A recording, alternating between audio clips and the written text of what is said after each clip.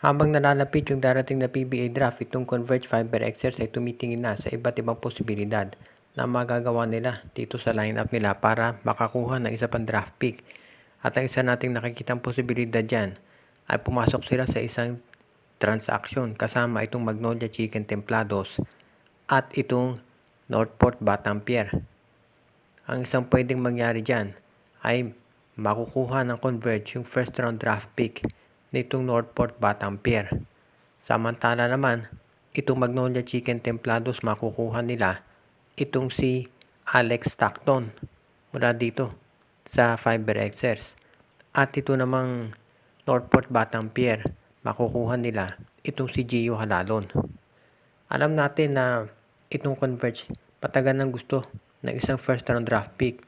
Kaya nga kinakausap nila itong mga Blackwater, Terra Firma, Phoenix at Northport. Most likely itong Northport yan ang papayag, lalo na kung may makukuha naman sila na solid na kapalit. Kapag nakuha ng Converge yung first round draft pick ng Northport, magagamit nila yan para kumuha ng isang wingman na magko-complement dito sa kanilang Twin Towers na si Baltasar at si Justin Arana.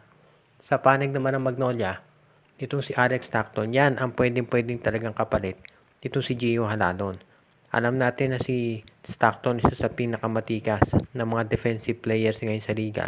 At kapag yan ang nakuha ng Magnolia, walang mawawala dito sa backcourt nila pagdating sa hustle at pressure defense. At alam din natin na isa ng mahusay na scorer dito si Alex Stockton para dito kay Coach Aldin Ayo.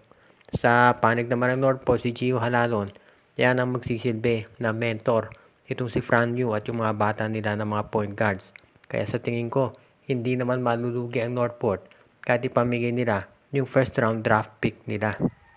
Ang San Miguel Beer nga kaya ay hahanap na ng isang foreign coach na papalit dito kay George Gallant. Ang unang balita kasi, ito raw si Gallant pakapalitan ni Coach Leo Austria. Ibalik si Leo. Pero mayroong mga nasa management na nag-iisip ngayon na baka mas mabuti kung sakasakali na ang ilagay nila dyan ay isang foreign coach. Well, of course, hindi ka pwedeng maglagay ng foreign coach sa PBA. Pero pwede naman yung gawin mong active consultant, katulad nitong si Nenad Vucinic, na active consultant pero ang totoo, siya ang nagko-coach dito sa Meralco. Ginawa na yun ng San Miguel Beer dati kay Raiko Toroman at kay Todd Perves. At itong TNT, ginawa na rin niya kay Mark Dickel. So, hindi na to bago. Sa ngayon, maganda sana para sa mga fans ng SMB.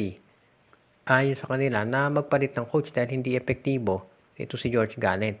Marami nga nag-question bakit ba tinanggal si Leo Austria, ang dami na niyang kampionatong binigay dito sa SMB.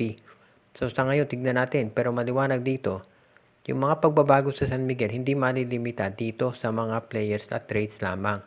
Tinitignan mabuti ng San Miguel Beer kung kinakailangan ba nila na magpalit na ng coach. Dahil mukhang yan ngayon ang pinoproblema ng SMB. Dahil gusto nila siguraduhin na next season ay hindi na sila magkakaroon nung nangyari ulit dito kontra Meralco. Isa yan sa pinakamalaking upset sa PBA history at syempre, nadismaya ang San Miguel Beer dahil lahat umaasa na sila magkakampyon. Kaya sa ngayon, makikita natin kung ang pagkatalo ng San Miguel dito sa Bolts ang magiging daan para magbago sila ng coach at kumuha ng isang foreign consultant. Marami pang posibilidad na mangyari dyan pero sa tingin ko itong San Miguel Beer kinakailangan gumawa na ng paraan para siguraduhin na yung kanilang lineup ay hindi na mauulit yung nangyari dati na puro all-star nga pero mahina naman yung coach kaya sila natalo. Abangan natin ang magagawin nilang moves.